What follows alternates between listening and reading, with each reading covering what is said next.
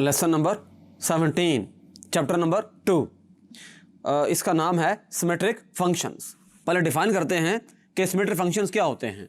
Functions of the roots alpha and beta of quadratic equation ax square plus bx plus c equal to 0 are those functions in which the expressions remain unaltered when roots are interchange. हमने ये बात study की थी कि हमारे पास एक equation है ax square plus bx plus c equal to 0 और ये होती है क्वाड्रेटिक इक्वेशन। अब इसके होते हैं दो रूट्स, एक होता है अल्फा, दूसरा होता है बीटा। अब ये जो रूट्स हैं अल्फा और बीटा, इनको यूज करके एज ए वेरिएबल यूज करके हम कोई और फंक्शंस भी कायम है कर सकते हैं।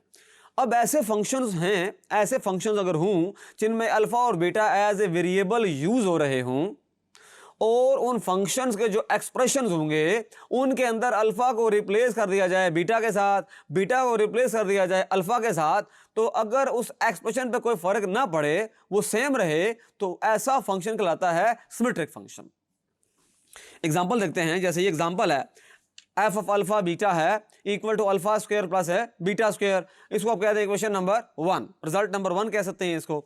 अच्छा, अब ये होगा कि now if we replace alpha with beta and beta with alpha in equation 1, then we have f of beta alpha equal to beta square plus है alpha square। ये इक्वेशन नंबर 2 आ गई। आपने जस्ट रिप्लेस कर दिया alpha को beta के साथ। अब सिचुएशन ये है कि हम ये बात जानते हैं कि beta square plus alpha square equal to alpha square plus है बीटा स्क्वायर, यानी कि रिजल्ट नंबर 1 की जो राइट हैंड साइड है, रिजल्ट नंबर 2 की जो राइट हैंड साइड है, वो दोनों आपस में इक्वल हैं। तो जो लेफ्ट हैंड साइड होंगी वो भी क्या होंगी, इक्वल होंगी। तो यहां देखें जरा, तो हमने ये कह दिया result number 1 and 2 implies F of alpha beta is equal to F of beta alpha. So the function F of alpha beta equal to alpha square plus beta square is a symmetric function.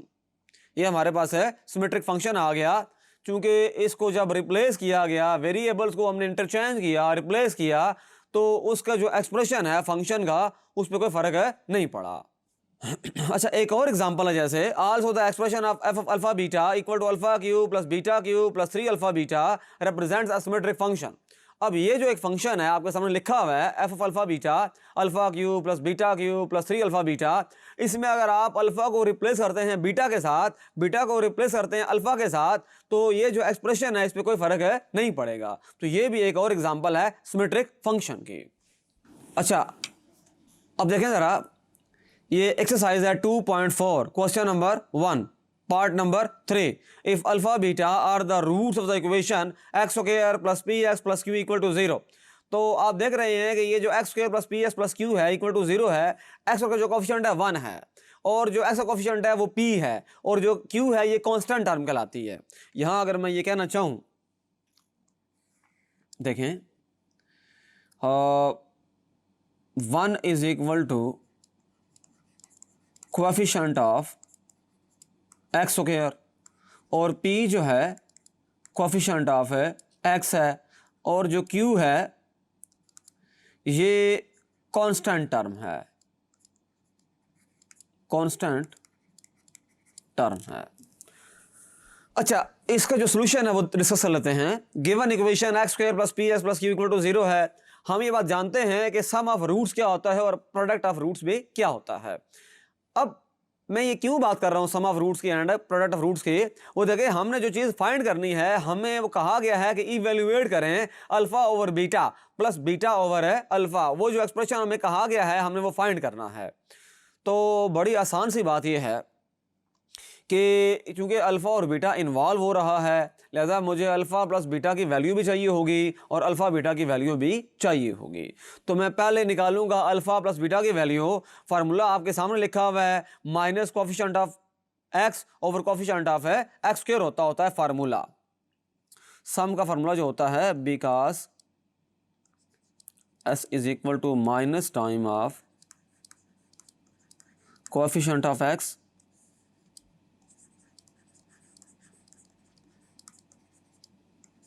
Over coefficient of X square, ये formula है। अब अच्छा, second जो बात है product of roots है वो है अल्फा बीटा। ये बात भी हम जानते हैं, constant term divide by coefficient of X square.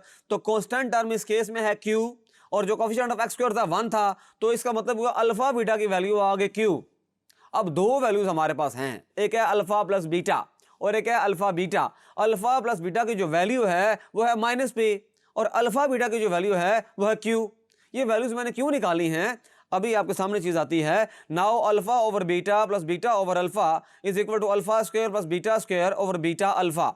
ये हम उसको देखें एलसीएम लेकर इस तरह लिख सकते हैं।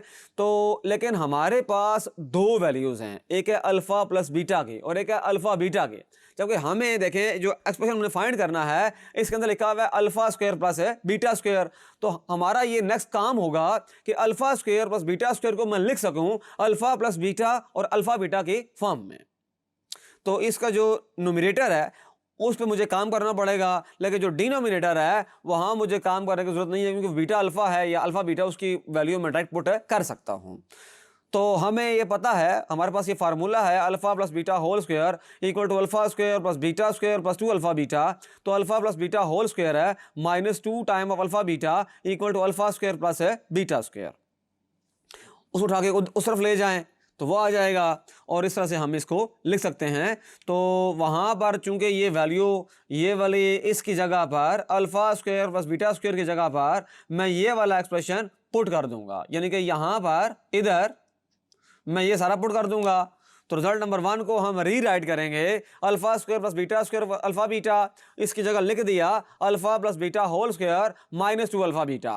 अब जो वैल्यूज हमने फाइंड की थी इसमें पुट कर दें, सिंप्लीफाई करें, रिजल्ट आ जाएगा। Thank you.